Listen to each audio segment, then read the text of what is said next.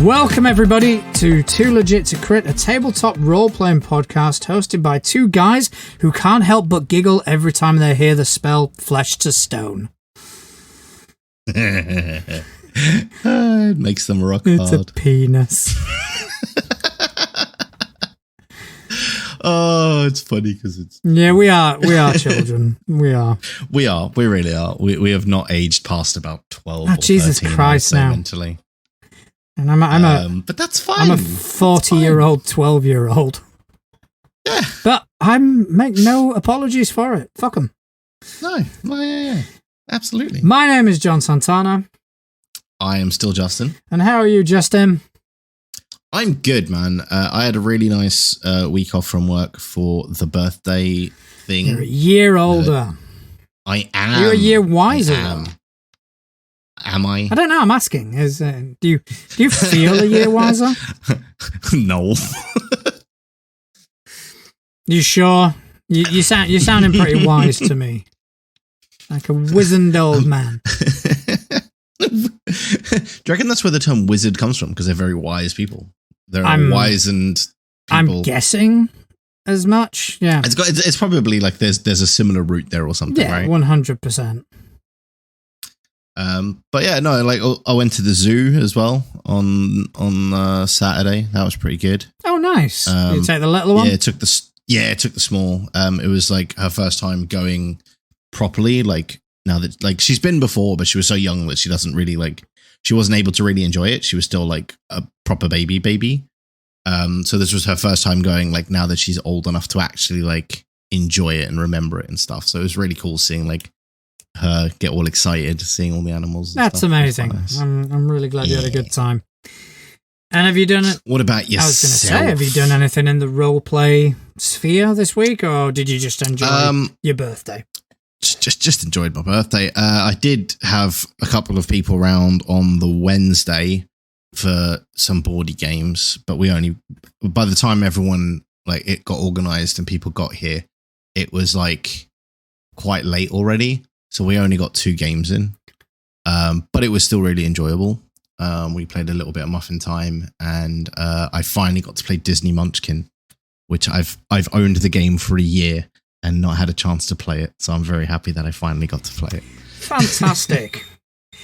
Well, I haven't really been up to much. I'm getting the Kingmaker campaign ready. Out of the 4 slots, 3 are taken. So if you're in the area and you're interested in playing a classic Pathfinder's adventure path, updated to 2nd edition, then yeah, by all means get onto Gamers Nexus and book a ticket.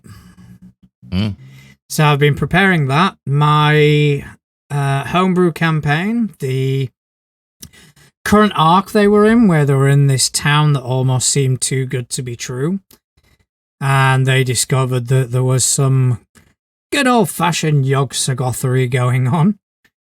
Lovely. That kind of all came to a big climax where they essentially murdered a town. Oh, lovely. Yeah, they deemed the town as basically lost.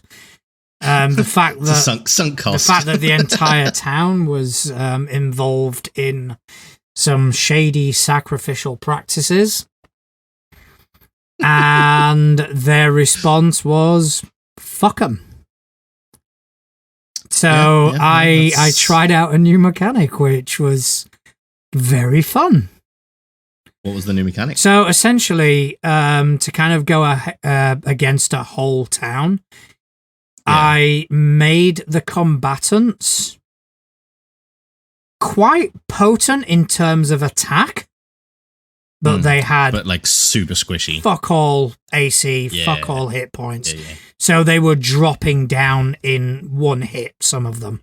Yeah. So they, the players had so much fun. I actually had to invent new townspeople and just start bringing like another wave. It's like, and all of a sudden out the houses, more of them come. The tavern clears out, and it's just So they also faced off against a manifestation of Yog-Sothoth, which it was on a head-to-head would have been an unwinnable battle, but there was a way to win. And I'm not really going to go into what that was because, you know, it may be uncomfortable for some of our listeners, but it wasn't. They had to basically make a moral decision. Right. And they did, but not without getting battered left and right. So all of this was, you know, all of this kind of happened. And it was all a very morally grey area, everything about it. Yeah. So the decisions they had to make to defeat Yog-Sothoth, the decision to go and punish the town when they could have opted to use non-lethal force, all of that was kind of set in place for them to question the status quo of their alignment, which basically I've used as a springboard to remove alignment from my game. Nice. So it was a case of, this has happened, you have made these decisions which are questionable, so now to say the least, alignment is no longer a thing. We're kind of getting ready for the remaster, which is coming out in November. Cool. So it kind of worked out. It kind of worked out pretty well. I don't know how the removal of alignment is going to land, especially to the cleric. But I have assured him that there is a way to convert everything he's able to do. And in the fringe sort of circumstances where it's a bit up for debate, I'm always going to kind of lean in favor of the player. So, yeah, of course. Yeah. Oh, that sounds good though, man. It's and it's nice to be able to kind of springboard your current campaign into the remaster as well, rather than having to go, well, that's the end of that, let's start again, you know? Yeah, that's it. And, you know, I'm really excited for the remaster. And the thing that I was most excited for is getting rid of that fucking stupid mechanic.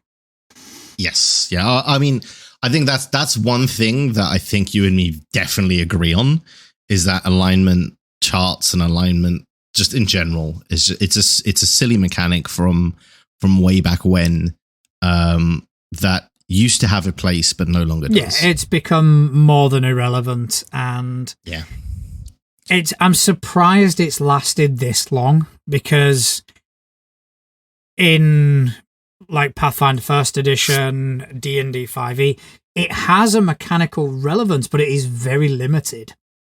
It's like, okay, so it's relevant for certain classes. I think I'm both surprised and not at the same time, because it's one of those that it has so little effect that the only people that are going to care about whether, like, if it was removed during a playtest, for example, right? The only people who are going to kick up a fuss are the people who play that particular class. And the players who don't play that class aren't going to care either way because it doesn't affect them. No. You see what I mean? So in a way, I can kind of see why they wouldn't get rid of it, because it doesn't really affect 80% of the people playing the game, probably even more than that.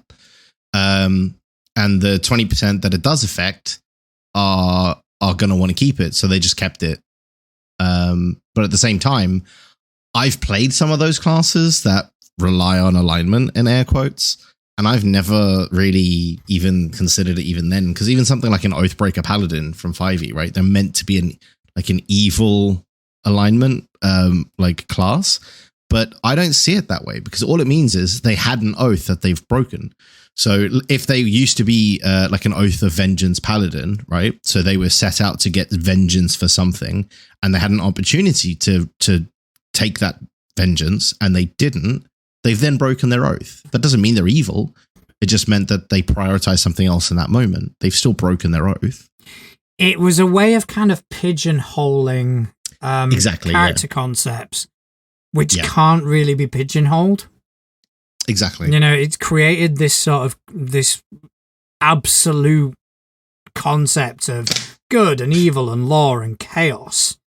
Yeah. When nobody truly is one of those things or the other. No. So I'm glad to see the back of it, to be honest. Yeah. No, same. So speaking of the remaster. Yes. Nice, lovely, good segue. Thank you. Almost like we actually planned that one. It's crazy, that. I don't know what you're talking about. That was off the cuff, man. that was improv. So Paizo released on their blog some of the sort of preview of the changes that are coming to, they call it the wizard class, but a lot of it is more to do with spell casting in general.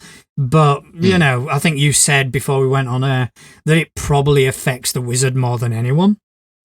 Yeah, because I mean, like, spellcasting is kind of their whole shtick, really, isn't it? Yeah, so and they deal a lot more with sort of schools of magic, etc., more than any other class. So yeah, one of the changes that's going to happen is that they are actually removing the schools, as it were. So you're no longer going to get sort of abjuration, conjuration, etc. Yes, I remember you mentioning that once before. Yeah, so they kind of remove. They're putting them more into like actual schools. So, for example, the School of Battle Magic, or the School of Civic Wizardry, and the School of Mentalism. So you will have schools, but they will actually be in-world locations where you have studied a type of spellcasting, as opposed to just like some, you know, abstract. Oh, this is a conjuration spell because I'm creating something. Yeah. So So exactly, and where you've always kind of had overlap, where there've been conjuration spells that do damage. Yeah. You know, and stuff like that. It's kind of, again, it's one of these things that has persisted. A relic from the past that could probably be do with being replaced, which is exactly what they're doing. Or reviewed. I won't say, I think reviewed is probably the best way to... Better choice of words. Yeah, to kind of focus it. So... did I see as well that they're also removing spell components? They are indeed. I like that. Spell components, I think I've only ever used them if it has been significant. Yeah, I think as well, like, because there's, even in 5e, right, there's so many ways to get around a spell component unless it's got, like, a significant gold cost. Like, if you just give your character an arcane focus, right, in 5e anyway, you can cast anything that uses components without having the components unless it's got, like, a really high gold cost or gets consumed by the spell. Yeah. So, like, at that point, anybody who's building a character is just going to build them with an arcane focus, because you don't have to then track, oh wait, do I have that component? Like, you don't have to worry about it. You just cast a spell. So it's kind of gotten to a point where I don't know a single GM who's ever tracked spell components, if I'm honest. No, I never have. And someone once said, and I think it might have been on Facebook or something like that, someone once said that originally the spell components in AD&D were meant as a joke. And if you actually look, I'm just going to bring up Pathfinder First Edition.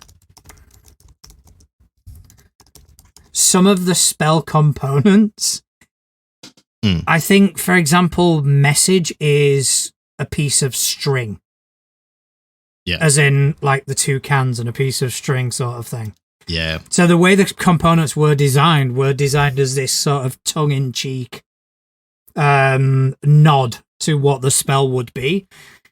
Yeah. So yeah, I mean, no one I've ever played with has tracked them, and I certainly haven't. No, I mean, it's also one of those things as well where a lot of GMs would just hand wave, oh, you probably bought all that last time you were in town. Especially considering they don't get consumed, right? Like 99% of spells don't consume the components. So yeah, it's always just been a bit. I don't even track it in 5. They slightly brought the relevance back in 2nd edition, because spells with the manipulate trait they incur reactions. So attacks of opportunity. However, not every spell does that. So, for example, all the spells with the somatic component and spells with the material component, they all incur attacks of opportunity, for example. So what they've done is, rather than saying that for the spells, they have just quite simply put manipulate as part of the traits. So rather than saying, oh, this incurs an attack of opportunity because it's a somatic component, it should just, no, this incurs. This specific spell incurs an attack of opportunity whilst this other one doesn't. So that they've simplified that quite a bit, because a lot of times when my players are like casting spells, it's okay, so what components does it have? Okay, so it incurs and it just delays shit. Yeah, well, I mean, spellcasting delays stuff anyway, because you've got to like make sure you've read the spell description properly and all that sort of thing, right? I mean, how many times have we been sitting in combat, especially as someone like myself who tends to play more bonky bonk characters? Bonky bonk. Well, I mean, yeah, I'm a bonk you in the face 50 times, and then that's my turn, right? And then, so it'll get to my turn. I'll bonk you with all the attacks I have that round, and then I sit around waiting for the spellcasters to read their spells. How are you saying? And especially if you then, how are you saying bonk so many times without us making it sexual? I don't know. Maybe we did get wiser. No, we didn't. Or we were just waiting.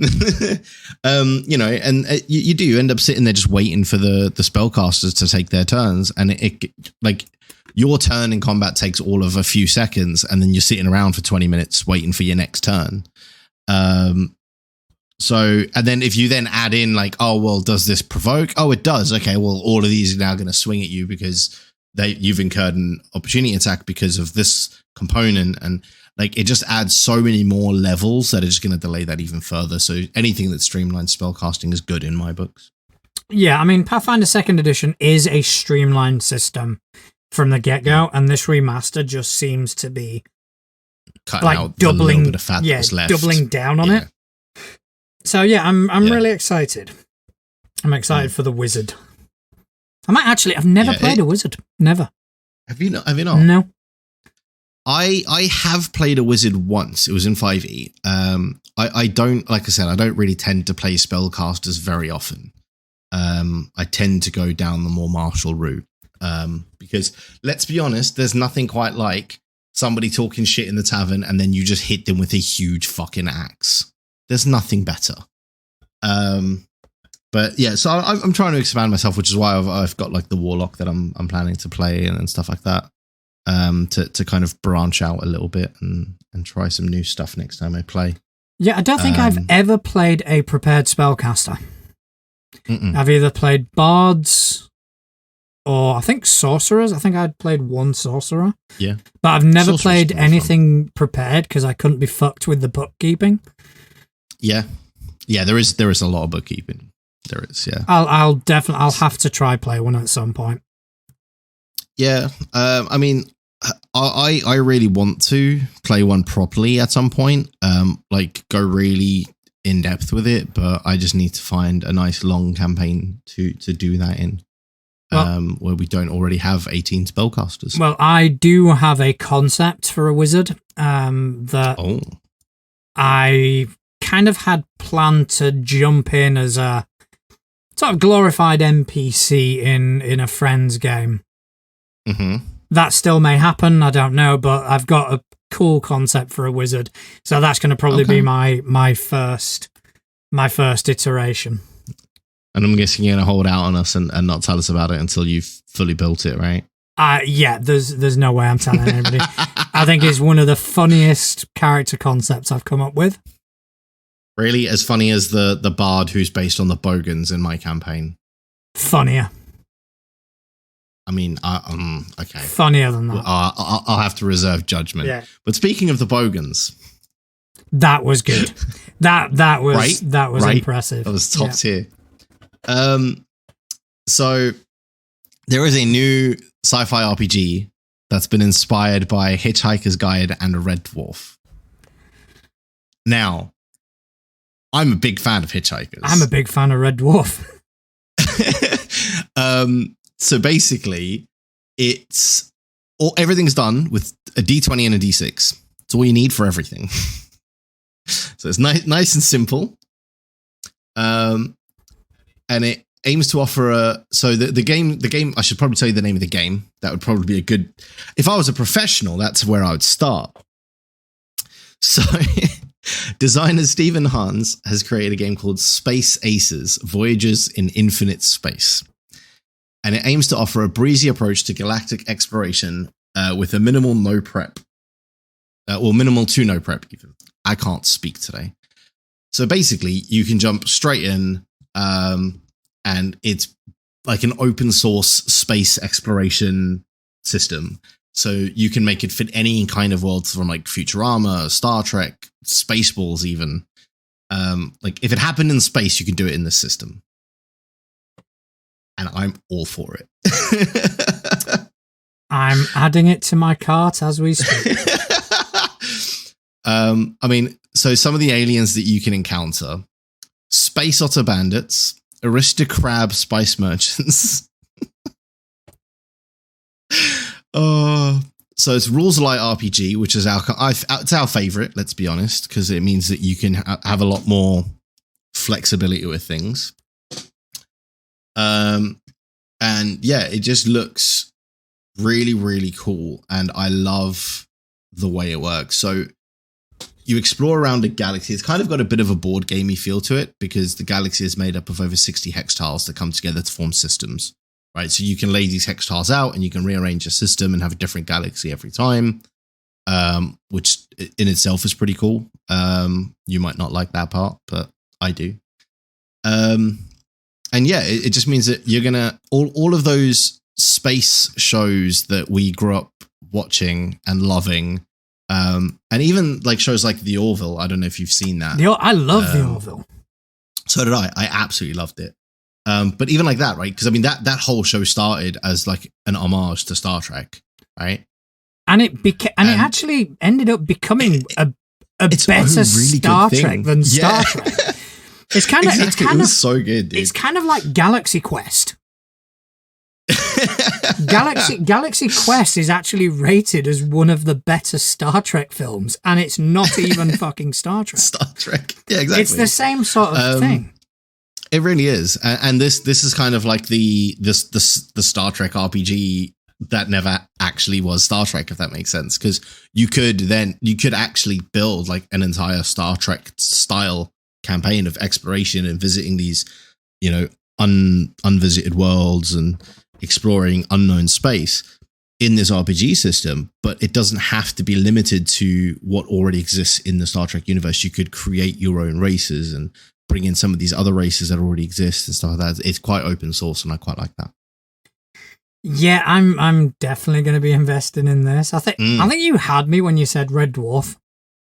Yeah, I mean that was literally the title, but okay. I know. Don't get me wrong. I do like Hitchhiker's Guide. I haven't actually read the book yet, which is a massive injustice. But I intend to. But yeah, Red Dwarf. Yeah, it's awesome. I mean, I did like watching Red Dwarf as well, but for me, Hitchhikers was. I grew up with Red Dwarf. Something. I was watching Red Dwarf when I was a bit too young to be watching Red Dwarf because my brothers used to watch it, and I just found it amazing. Just sat there with them, yeah. Smeghead became part of my lexicon at a very early age. Yeah. It's a good insult as well, because like it's an insult that doesn't sound like an insult. It's great. Yeah, I'm definitely. I've got it in my cart. I'm not paying for it just yet, but it's gonna get got. Yeah, it looks really good. But yeah, so I think that about sums up Space Aces, Voyages in Infinite Space. It's gone on the list, right? Oh yeah, absolutely. Yeah. Wait, it's going on the list? I'll move it then. Oh yeah, definitely. I moved it to the wrong. This list is getting so long. I know, but we are starting. We are starting on Thursday. On Thursday, we are We are attacking something on the list on Thursday. Yes, our good friend Couch is going to be running us through Fabula Ultima. And technically, we've actually already started because Blades in the Dark is on the list. Yeah, and I've already run some of that, and we've got characters built. I have built my character. You have? The best character that's ever been built ever. See? Yeah. Yeah, see? You got Maxi Kid. Got a little spunk and I like it. Sorry, you got what? You heard.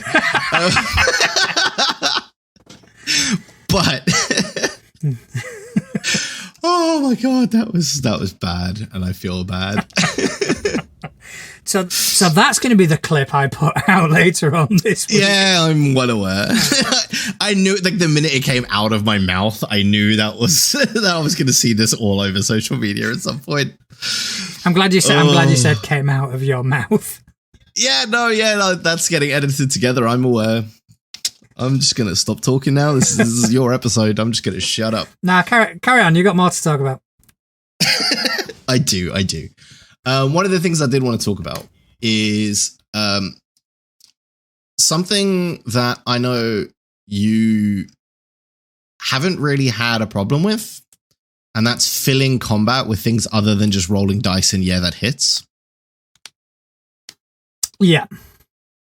Because I know you are quite big on, I'm going to call him a slag in the middle of combat and stuff like that. Yeah, I mean, slag if I'm feeling lazy. I was just picking an insult at random. Yeah, I'm normally a bit more creative than slag. Yes, you are. Yes, you are. Shut you, slag. Shut you, slag. But it's something that I know a lot of people do struggle with at their tables, is that once they get into combat, it seems like roleplay just goes out the window. And it's not like a negative thing. I'm not saying like, oh, this is terrible and you shouldn't be doing combat that way. Like, let me just clarify that. If that's how you want to run your combat, that's how you want to run your combat, and that's absolutely fine. Personally, that's how I do it because I'm not big on roleplay, as we've discussed many times. Yeah. For me, I like the clicky clacks and the numbers. That's why I play this game, right? But for those people that are really into their roleplay, sometimes the combats, especially if it's a big combat, like something that's been a really big build up, right? Like you had with the getting into the village, and then them killing everyone in the fucking village, right? That had quite a lot of build up to it. And if it just, boiled down to roll some dice. Yeah, you missed. Cool. Next. It can kind of kill the moment as well. Yeah, I do get that. And don't get me wrong. I think too heavy a roleplay during combat, especially in certain systems, i.e. Pathfinder, I think you got to find the line. Yeah, I think it does kind of get to a point where enough's enough. I don't need to know what you're doing for every fucking spell. I don't need to know. Like, I'm waving my arms and like I don't care about that. Yeah. But yeah. So the article that we found was from the Alexandrian.net. Yes. And it was regarding adding a point in the initiative effectively for roleplay. Yeah. So you'd have enemy 1, enemy 2, character 1, character 2, and some point fitted in there, you would have a roleplay moment. A little bit of roleplay. Yeah. Which I like that idea. I really do as well. And I personally as well, I wouldn't have it every round. Okay, interesting. I would maybe, purely because then it kind of becomes, it then becomes mechanical again. If it's like every round something's going to happen, right? Yeah, I get that. So I would maybe have it like after, like if a player got a crit, or if an NPC got a crit, or a critical fail, going both ways, right? I'd maybe slot it into that round. Because then you've got something to play off. Okay, so something that activates on a trigger or on a series of triggers. Yeah, exactly that. Or like, I mean, one of the examples that they give in this article is trick the PCs even with an offer of surrender, right? So let's say the barbarian hits a huge crit, or vice versa, a huge critical fail. But like he tries to like roll a intimidation check on his turn or whatever, right? The way that you could then resolve that is by inserting this triggered roleplay scene into the initiative order, where the bandits start like offering to surrender, and as soon as the players lower their guard, they strike. And just get like adding that kind of element into it, where all of the combats then become a little bit more dynamic as well. So, Square Enix have announced Final Fantasy XIV as the first official adaptation of the Final Fantasy franchise for tabletop role-playing games. Now that's interesting. I've never played Final Fantasy XIV. I have. How is it? It's all right. I started playing it because a bunch of my friends were like, "Oh yeah, we're all going to play it. Like, you should play it with us because you play MMOs." I was like, "That's right, I do play MMOs, so I'm going to be judging it pretty harshly." And it was good. Like, it was really good as an MMO. It just wasn't my kind of MMO. It was a lot slower paced than what I'm used to. So I didn't get all that far in it because of that, but it was a lot of fun when I was playing it. Fair enough. I mean, the most recent one I played was Final Fantasy 15, and I absolutely loved it. I thought it was a fantastic game. And then I was a huge Final Fantasy 7 nerd. I've never played a Final Fantasy game. They're good. Narratively, they're fantastic. Going to upset a lot of people with that because I am a big gamer, but I have never... Oh, no, I'll tell a lie. I have. I played Crisis Core on the PSP. Fair enough. And I really enjoyed that. Now, they are good games. There's a reason why there's so many of them. Of course, yeah. Obviously, Final Fantasy VII being the most popular, the most well-known. Yeah. I would agree with that. I would say that is the one that if you say Final Fantasy, that's the one people think of. Especially like the characters for that were also in the film Advent Children, because that was all based on the Final Fantasy VII characters, wasn't it? Like yes. Cloud and all that lot. Cloud, Sephiroth. That was a good film. Yeah, I've seen the film. I really enjoyed the film, but just never played the game. That's one thing that Couch did when we first started playing Pathfinder. He started building all the Final Fantasy VII characters. Yeah, I remember that. Yeah. I built Cloud once. So, in a similar vein, I recently built Kirito from Sword Art Online in 5e. See, that was a lot of fun to do. That's a franchise I'm really unaware of. I've heard of it, obviously, but... It's really good. So the general concept is it's a VR based game, but if you die in the game, you die in real life, and you can't like log out. Oh, yeah, it's pretty good. I'll have to check it out. But so Final Fantasy XIV RPG. Yes. So they they accidentally launched the page, and it was up for about 6 hours before they realized and took it down. But then they re-released it a few days later with the official pre-order page and all that sort of thing. So you can pre-order the starter set now. As starter sets go, it's a pretty good starter set. So in the starter set, you're going to get your player's handbook, your GM's handbook, which to get both of those in your starter set is pretty good. Normally you get like slimmed down versions of, but these are actually just the whole book. You get 3 scenarios which all tie into the Final Fantasy XIV main story from the online game, which is pretty cool. Especially for those players that have played like the MMO all the way through the storyline. I imagine that'd be even cooler for them because they'll be able to tie it into what their characters have done in the game. You get 4 pre-gen characters. So you get a warrior, a white mage, dragoon, and black mage, which are all classes from the online game. So it looks like they're actually going to be using the classes that exist in the MMO for the tabletop as well, which is pretty cool.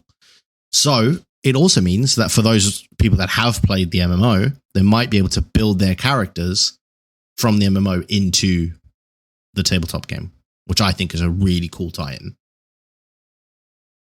Yeah, it looks really good. It looks quite pretty, to be honest. I'm just looking at the image of it now. Well, that's not all you get. You also, I feel like one of those infomercials. That's not all. Order today. Is that all, Justin? No, you also get the rule summary, a strategy guide, encounter maps, character tokens, and ability markers. And you'll also get custom dice. So you get 60 20s where the Final Fantasy 14 logo replaces the 20, which is pretty cool. And you get 10d6. And all of that for the low price, to carry on with our late night shopping channel vibe that we're going with for some reason on this one, for the low price of $59.99, which I think in the Great British Pound is probably about like what, 40-50 quid, something like that. £50. 50 pounds 99p. Which is not too shabby. No, I mean, if you're getting all that, if you're getting the actual rules, because obviously normally starter sets are just very slim down versions. Like the starter set I got for Avatar, that was it's a great fucking box, by the way, but again, it's a very slim down version. So if you're getting the full rules, then it's definitely worth it. I could see Couch enjoying that. Absolutely. That is something that Couch would 100% get on board with. Absolutely. It's definitely up his alleyway. I can think of a few people from around here that would absolutely love this as a game in general. Yeah, we'll definitely have to keep an eye out on that. Yeah, definitely. It's meant to be releasing next May. Mm-hmm. And in the same vein of things that Couch would really, really like, the studio behind the My Little Pony RPG, I'm not saying Couch would like the My Little Pony RPG, although I think he probably would. They are producing a Ghost in the Shell tabletop game. Now, Ghost in the Shell is obviously a huge manga and anime series, and it's now getting a tabletop version. Ghost in the Shell always felt like it was unexplored. From my perspective, because obviously you had the movie, which was hugely successful back in the day. Yep. But it was kind of an introduction to this world. Yeah. But I'm not entirely sure, but at least from where I stood, we saw very little else. I do believe there was a series at one point. Yeah, there was with, a tie-in. Scarlett Johansson. Oh, that was the movie that got panned. Mm-hmm. Yeah, that was the movie that got absolutely raked across deservedly so. It was shit. But yeah, I'm talking about the original anime movie. Right. That came out. I think it was end of the 90s, maybe. Something like that, yeah. But yeah, there was meant to be a series as well. There was a tie-in video game where you kind of controlled this weird tank thing, which apparently was quite good. But yeah, it just always kind of felt like the world was a bit unexplored. So I'm definitely interested in that. So all we have right now is a coming soon picture that was released from Riverhorse Games, the company making it. That is all we've had. In terms of information, that is all we have. In terms of release dates, all we know is a tease date of 2024. We don't know when. We don't know what month. We don't know anything. That is all we know at this point. However, I'm going to be putting it on our watch list because I think that is something that we will want to keep an eye on. Yeah, definitely. Definitely. Yeah. So I think it's quite nice as well to start seeing like worlds from other what's what I'm looking for here? IPs? Yes, coming into like getting their own games, right? Because there are so many of these worlds from like TV shows we've watched or comics we've read or films we've seen once upon a time that when we were younger, like that was half the fun of the show, right? Is we would watch the show and be like, oh my God, it'd be so cool to like be in that world and, you know, be doing that or fighting that bad guy or doing that. And like, now we're getting to a point where those kids that were watching those shows and feeling like, oh, wouldn't it be cool if we could be in that world and do that thing? They've grown up and they make games now. So guess what? They're making games based in those worlds. Yeah, I mean, I still struggle with licensed RPGs, and I think I always will. Yeah, but I think it is cool. I mean, you've got Everyday Heroes. Yeah, that looks really cool. Oh, what's the company? Is it? I can't remember the name of the company, but they are pumping out licensed property after licensed property, whether it's The Crow, Highlander is one that cropped up on my feed recently. It's like, ooh, a Highlander RPG. There can be only one. Sounds fucking awesome. Wouldn't that devolve into the party just killing each other at the end, though? It might do. I don't know. I haven't. Because there can be only one. See, I haven't read the book. I need. But I'm kind of, I think if I open that door to Everyday Heroes, it's a door that's not going to get shut. I will never see you again. I'll be recording solo from that point on. Yeah. So I'm kind of avoiding taking that leap. Although it's on our list, so we have to at some point. We do have to. Mm. But yeah, definitely interesting regarding Ghost in the Shell. So, a bit of sad news, though, of something that is never going to release anything new again. The World of Kaladar. So, 10 years, stuff's been being produced for the World of Kaladar by Bruce Hurd. And he has announced that he will be wrapping it up. There will be no future releases for the World of Kaladar, which is... It's always sad to see something come to an end, but at the same time, it's kind of nice at the same time that it maybe will open a space, if you know what I mean. To be honest, I mean, none of those words have resonated with me at any point. and I'm sorry, I'm trying not to sound dismissive, because obviously if the dude's been doing it for 20 years, it's 10 obviously years. 10 years. Sorry, there's obviously been some sort of following, but this is literally the first I'm hearing of it. Yeah. So yeah, he's been producing what like stuff around the World of Kaladar for 10 years, as I said. And yeah, it's not something that I've ever really used in any of my games or anything like that. But I think I think he's decided to wrap it up based on a statement that he gave, because he's just not getting the backing to produce them anymore. So his last Kickstarter didn't have a lot of sales. And I think he's kind of looking at it and just going, it's just not feasible to produce anymore. No, which is fair enough. It is a very competitive market out there, and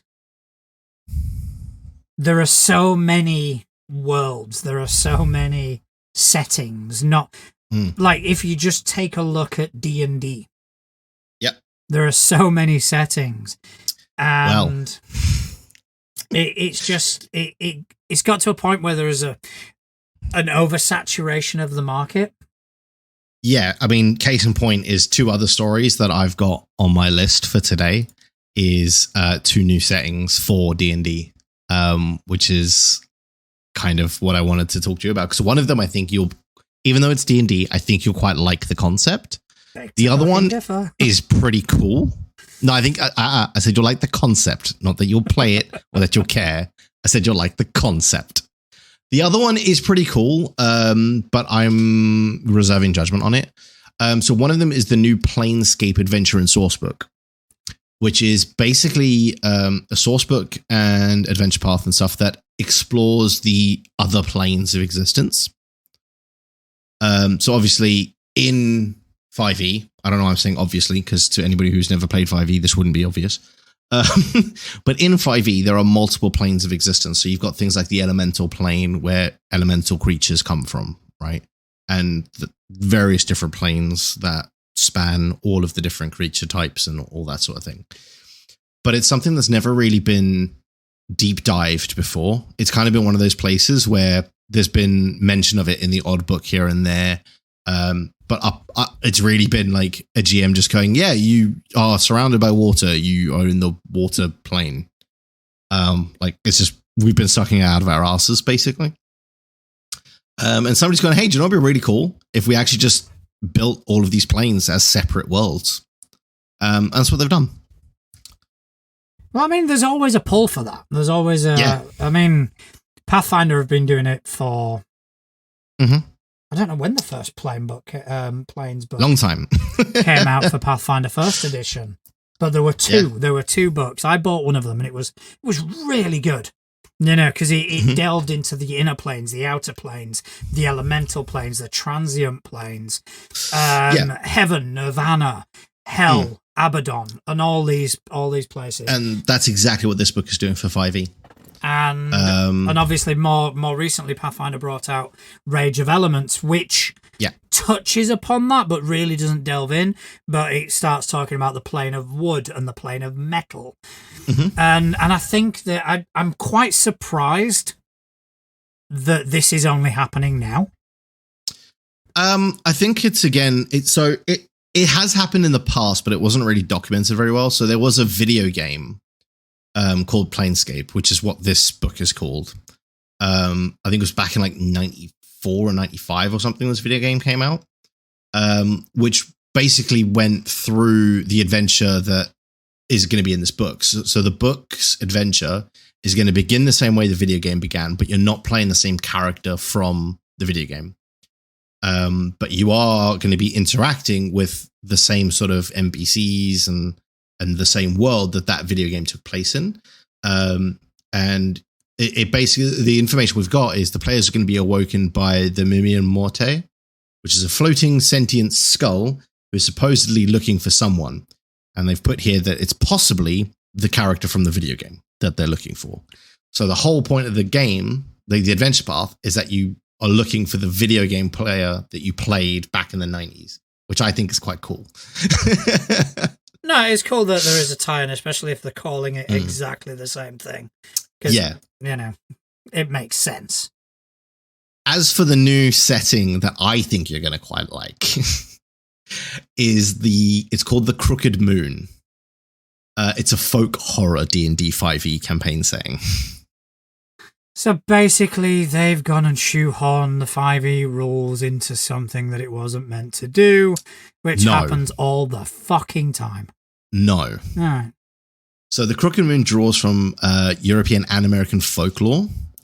And it's basically a setting, explore the setting and adventure. So it comes with an adventure path as well, which take the characters from first level up to about level 13. And you are trying to overcome an ancient fey goddess known as the Crooked Queen. So it's not shoehorning in folklore stuff with 5e mechanics. It's a full adventure path that's been built out using folklore as the source, basically. Yeah, I'm not interested. But it looks so good. Well, you know, all more power to you, but, you know, if I want to play, you know, American folklore, I'll go with Old Gods of Appalachia. There's new subclasses. That means nothing to me.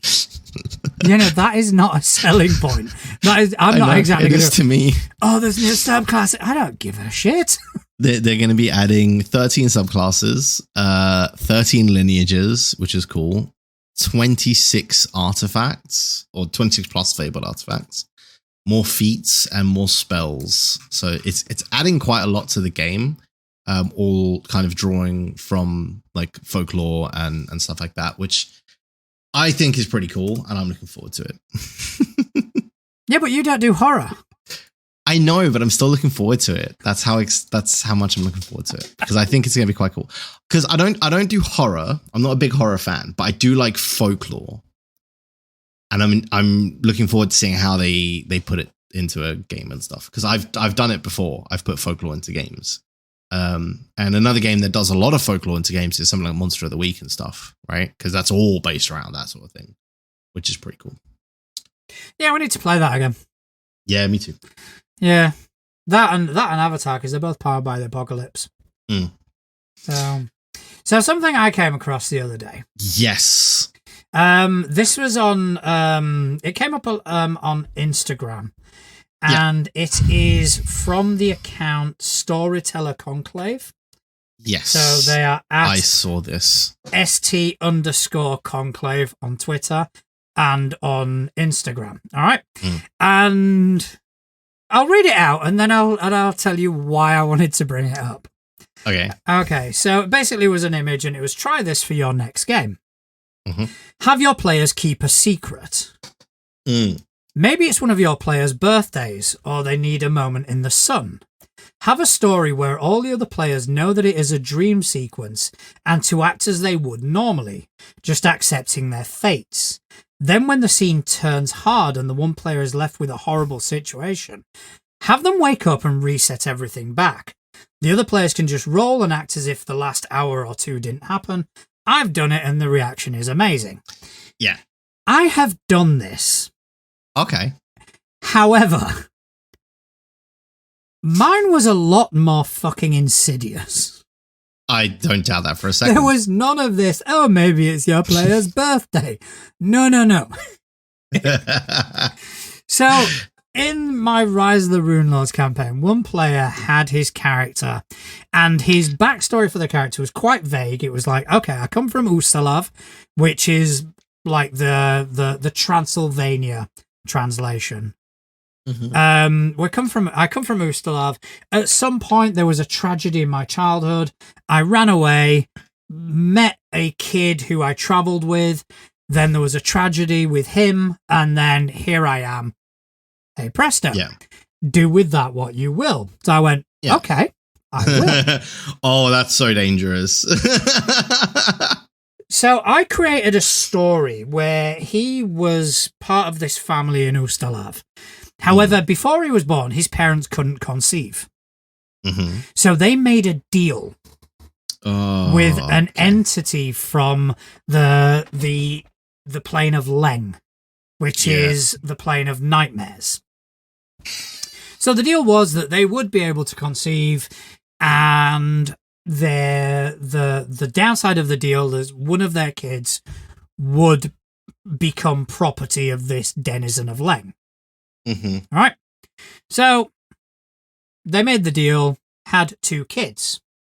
The character as a little boy, and a few years later, his little sister. Mm-hmm. So when it came round for this denizen of Leng to come and collect, the parents reneged. Oh, I am shocked and appalled. They set up all these sort of wardings, blah, blah, blah, blah. So eventually the denizen of Leng came along and took the sister. Yeah. The sister has then grown up in the nightmare realm. She has been twisted. She has been sent insane. And all she wants is revenge because the brother she looked up to abandoned her. Yeah.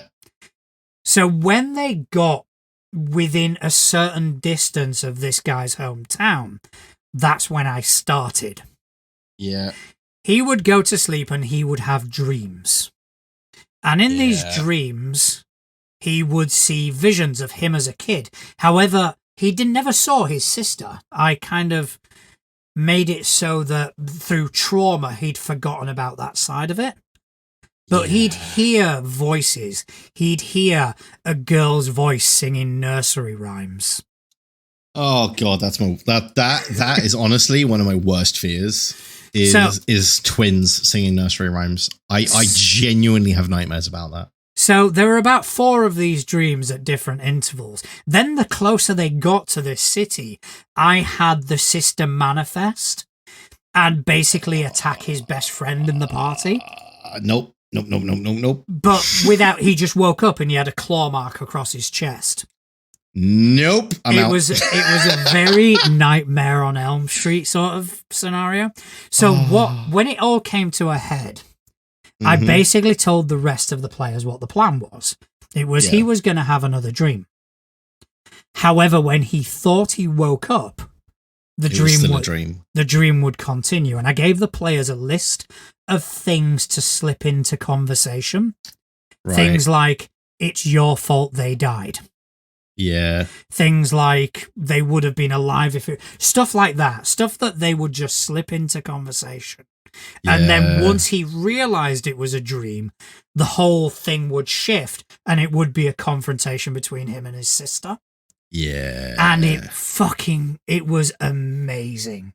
That sounds pretty cool. It took him about half an hour to realize, because the rest of the players started peppering in these little sort of statements. Yeah. So yeah, they'd have been alive if it wasn't for you.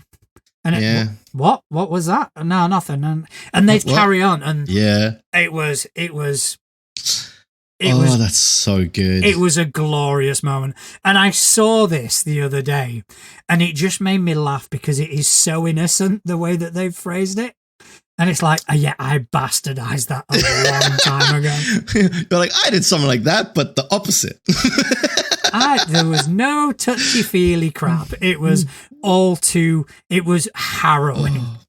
Like the whole that's the thing, though. I mean, harrowing. Like, they've written it in a really sweet way, but you could read that as exactly the same as what you just said, right? Is because when they wake up, the other players just act as if nothing had happened.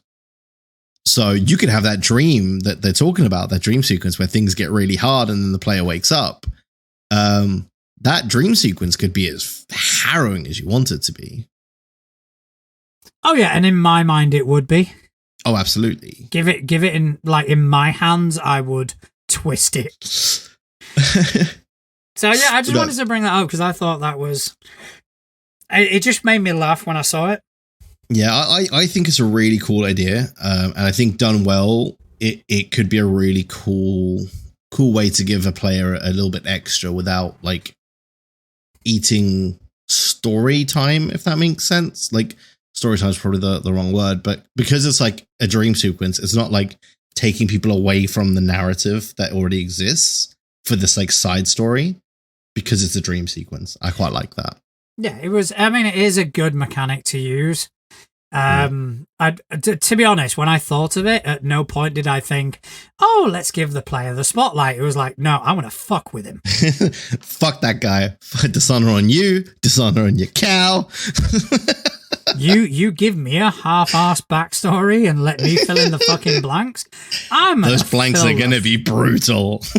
Like the other player who said he had a character who had amnesia. It's like, I'm gonna fuck with you as well. Well, so speaking of that, I don't know if you've seen it, but there's like I've seen it quite a few times on like Instagram and YouTube shorts and stuff like that, of like people saying about like a really cool concept for a campaign would be everyone starting with blank character sheets, and they've all just like woken up, like washed up on a shore or something, and they've all got amnesia, so they don't know anything about their characters. And like as they explore the world and do stuff, like they'll start to figure out what their stats are and what class they are, because one of them might like just like put his hands out to do something and a fireball flies out of his hands. Like, oh shit, I can cast fireball? Like stuff like that, right? The beginning to Strange Aeons, which is like a Cthulhian horror adventure path, they do start like that, but not with the blank character sheets. You do start with a character sheet, but it's your character's awake in a mental asylum, and you've got no memories of who you are, and you don't really get those memories until like book 3 or 4. Yeah. And you still never really recover the memories. You just investigate who you are and why you are placed in that asylum to begin with. Yeah, so I quite like that as a concept of just like discovering your character as you go. I think it could be a really interesting way to run like a one shot where there's like pre-gen characters. Is you dish out the character sheets to the players, but like they don't know what character they've got, and they have to like figure out as they go. Yeah, I think it would work a bit better as a one shot. Yeah, because I think once the character sheet is filled in, then they've just got a character. Yeah, the thread tying them to that mystery is gone. Yeah. Whereas if you just do it with the character sheets, in full view, and just say this is the mystery, it kind of it shifts the focus Yeah. They focus on the mystery itself, as opposed to the mechanics of it. The mystery of them, yeah. So yeah, I think it can work. I'd be hesitant to do the character sheet thing because I just have to remember so much fucking shit, and I can't be fucked. There was one other thing that I saw that was quite funny on the old social medias. I can't remember for the life of me where I saw it, but it was a video. But it was like a video of a guy reading like a Reddit post or something. So I don't really know, where it comes from originally. But it was just this idea of like the party walking into a tavern, and then the guy behind the bar in the tavern just pulling out this huge tome, going, species and ages, as he flips through this book of like all of the legal drinking ages for all of the different species that exist. Oh, that's fun. That'd be a good concept. And just like him being so fed up of having to check like all of these species that exist, especially like as every single book that comes out for these systems seems to add like another 8 races that just have appeared in the world. No, I do actually like that. That's quite funny. So yeah, that was quite a funny one that I will probably implement at some point in one of my campaigns. Well, I'm 55 years old, but you're a dwarf. You're a child. Yeah, you're a dwarf. You're 12. Yeah, that is pretty cool. Yeah, it'll be good. All right. Or the opposite of that would be, I'm a dwarf. Oh, good point. Yeah, no, you're 5, but you're a dwarf. That's fine. You can have an ale. Right. So, shall we take a seat on the couch? I think we should. Right. I only got the one question from me. I don't know if anyone's got in touch with you.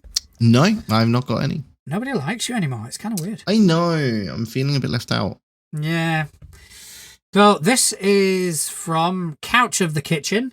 Mm-hmm. From Watch Out for That Tree.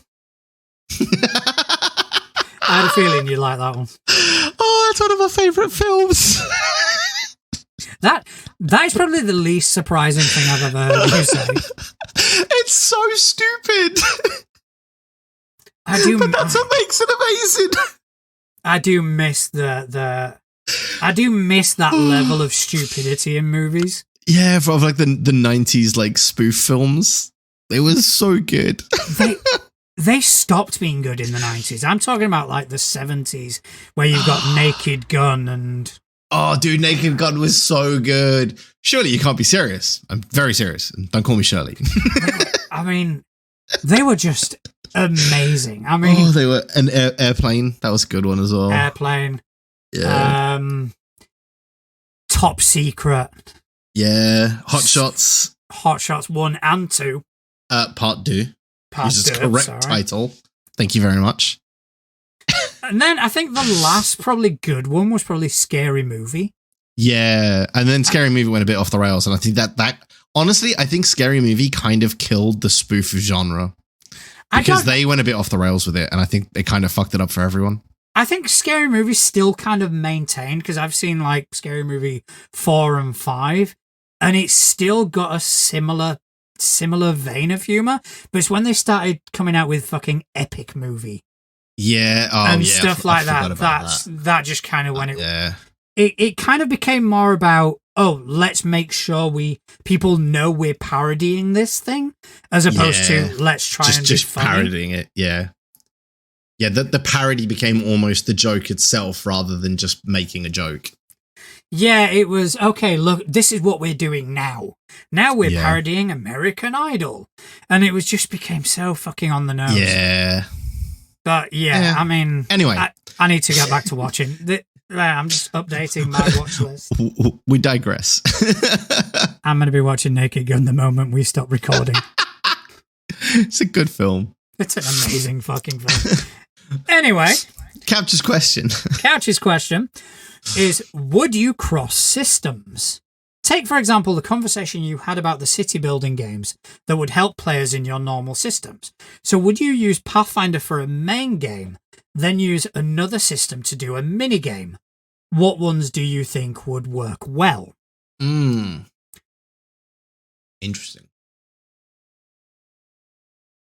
What are you thinking? What are your thoughts?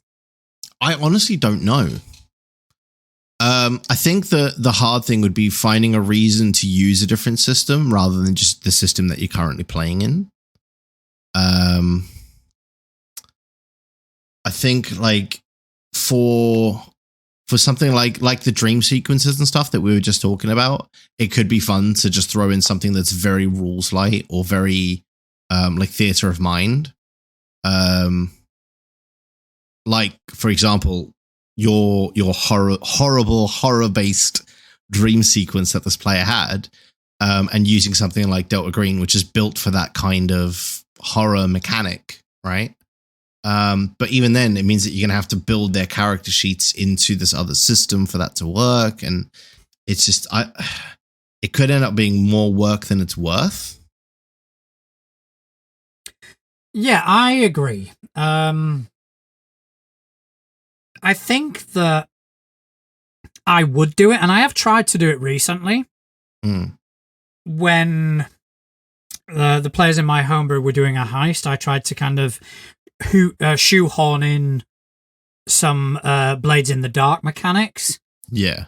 Didn't quite work, but it wasn't too bad. I just don't think it's something that I would do again, or I would definitely probably put a lot more thought into doing. Into how, yeah. I think if you find something in the system that you're running which has a void, then I think it's great to pick up from other systems. The only one that's kind of springing to mind now is in, for example, Pathfinder, there isn't a really solid mass combat mechanic. There isn't really a armies going to war mechanic which fits. Yeah. I think in Kingmaker they have done it. They have kind of done a version of it.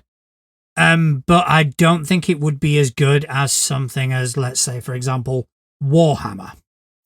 Yeah. So I wouldn't be opposed to my players going to a place where they've got to basically become generals of an army. Yeah. And then essentially playing a game of Warhammer. Just importing Warhammer into the system. I would obviously have to know more about playing fucking Warhammer because I've got zero clue whatsoever. But I think that's something that could work. I think wherever you've got a void, wherever you've got a gap I think in the system. It's also for like any of those like tavern based games as well. So like if a player is going, or if like the parties, or like when you went to a casino in your party, right? You would then be able to like actually just insert some real casino games into that. If they want to sit down and play some blackjack, for example, you could sit down and play some blackjack. I avoided doing that for one reason. See other players get bored? No. I made the mistake playing Rune Lords of the players going to a casino. The entirety of the table, or should I say 90% of the table, including myself at the time, were casino workers. Yeah. So it became a point of the entire session was me basically having to make up fucking rules for blackjack and roulette on the fly because they were more fucking invested in gambling as they were in the actual fucking game. So this time around, we did not do that. Yeah. I learned my lesson and went, yes, you're in a casino. What games are there? There's this game, that game, and the other. Can we play? Roll a d20. If you get higher than 11, you've got good luck and you get money. Lower than 11, you lose. It's like, I am not fucking giving you casino games to play because I've got a campaign to get on with. I see. Yeah, I would only put in games that I already like know the rules to very well. And I've spent a lot of time in casinos. I've never worked in one, but I have spent a lot of time in them. So I do know my way around several of the tables. But yeah, I think that's the only kind of thing I could think of is inserting like real life mini games. into like real life games as like a mini game type element of a game. So like you say, if like they're going to war, they go into this like general mode where they then play some kind of tabletop war game like Warhammer or one of the other many systems that exist for similar type of war games. So I think that's probably the only reason where it is something that, as you say, the rules of your system don't cover. It might be worth plugging in some kind of external game. But off the top of my head, I've never run into that situation where I've been like, do you know what would work really well here? Playing a game of Warhammer. Well, I mean, I did run into that situation, and that was in Skulls and Shackles. Because the ship-to-ship combat was so notoriously fucking bad. In Pathfinder, it was like, I need another system. Yeah. I need to either create a system, I need to find a system, and I never did because the campaign kind of fizzled out. Luckily, because I am thinking of resurrecting that campaign, but converted to 2nd edition.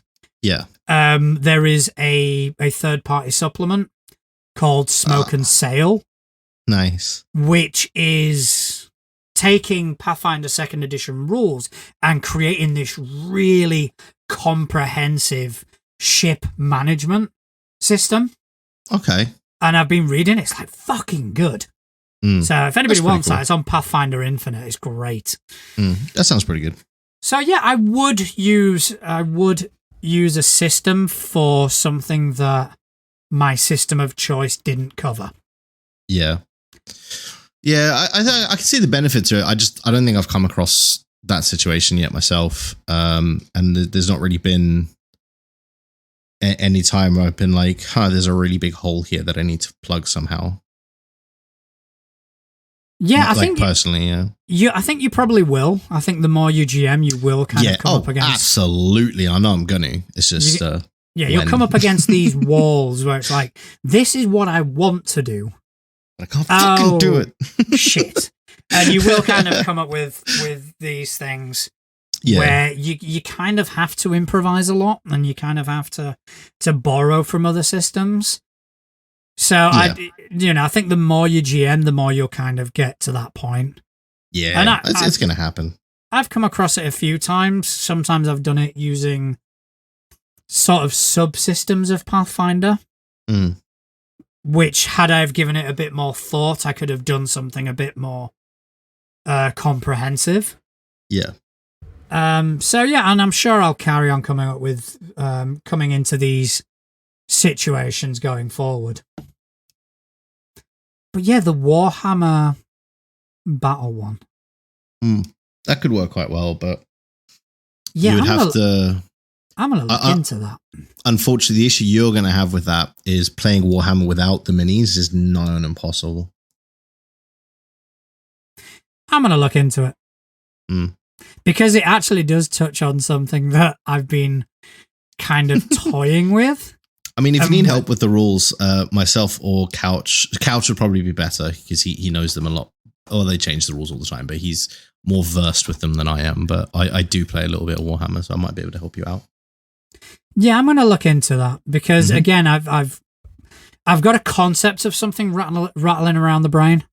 Now, whether that'll come out in my homebrew currently, or whether it's something to use in the future, but maybe using something like Warhammer or what's the other one? Malifaux, yeah. Malifaux, something along those lines. Yeah, I think Warhammer would suit better for just what players in like TTRPGs are used to because it's still dice based. Malifaux being card based, it would be because then you'd have to whip out a deck of cards as well for this one element, and I think that would get a little bit much. Whereas the Warhammer rules, they are like until you start getting into like the the real in-depth things of like what does this spell do, what does that spell do, etc., which you'd probably change for what you're doing to make it Pathfinder spells instead, right? Yeah. So that bit wouldn't really be relevant, but the actual way the mechanics of the combat work are very intuitive to tabletop role playing. So essentially, you roll your attack, you have to get over a target number to hit, then you have to get over a target number to damage, then they get to roll to defend that damage. That's basically it. And then movement and stuff is also baked into the turn order. So it has a very similar structure to a tabletop role-playing game, in that there is a turn order, like things happen in a set way. It's broken down in those ways. There's roles to determine outcomes and stuff like that. So I feel like Warhammer would probably be the easiest to slot in because it's not going to be so far removed from what you're already doing. Yeah. That it would probably slot in quite well, actually. So yeah, that one probably would work quite well thinking about it. Well, I'll give it some thought. Yeah. But I think that's all we've got time for tonight. Indeed. So thanks, Couch, for sending in another great question. Keeps us busy and out of trouble. Keeps us on our toes. Yeah. But thanks to you for spending some time with me this evening. You're very welcome.